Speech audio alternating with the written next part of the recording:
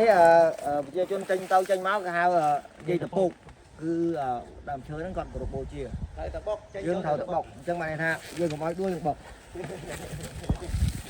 បុកដល់ដួលហើយបុកអើយបុកអើយ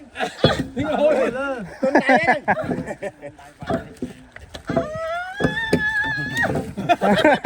ស្រីដូចឆ្មានោះអ្នកបន្ទាប់តាមប់ជិះមកបុកមួយតាមប់បុកមួយយើងមុនចេញទៅយើងដល់កន្លែងបុកបុកសិនថតហើយបងជិះតាមប់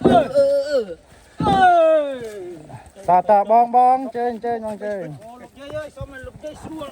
អីយ៉ាតែទឹកដាក់ងអូយ៉ាដល់តាមប់ខ្លាចទៅឲ្យកូនចាច់ជិះម៉ូតូបានស្រួលដែរនេះឈើមួយហ៎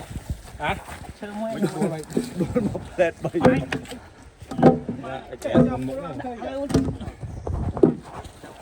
សម្រាប់ខ្ញុំបុកដល់ហូបនោះ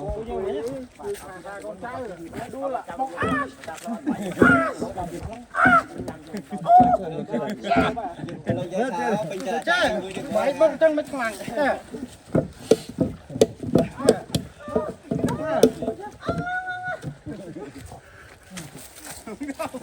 បុកម្នាក់មួយមកដល់ហើយបុកខ្លួនលហើយខាឲ្យឆ្ងល់នេះអីទៀតអូគេបុកមុនច្រើនដល់លងហើយខ្លាំងហើយគេត្រូវធំចំទៅវិញបុកអីបុកយាយស្រួលតែជួបុកផងបុកឲ្យយាយស្រួលម្ដងមើលថាឈើពុករុកក្តិតយាយចាស់កឹបតើអើយស្នុកណាស់វិញកឹបចុយមិនមែនទៅថាម៉េចមែនបងឈើពុករុកក្តិតយាយចាស់អញ្ចឹងអើយស្នុកណាស់វាមាត់វាកអូខេចូលមកលេងចេះដល់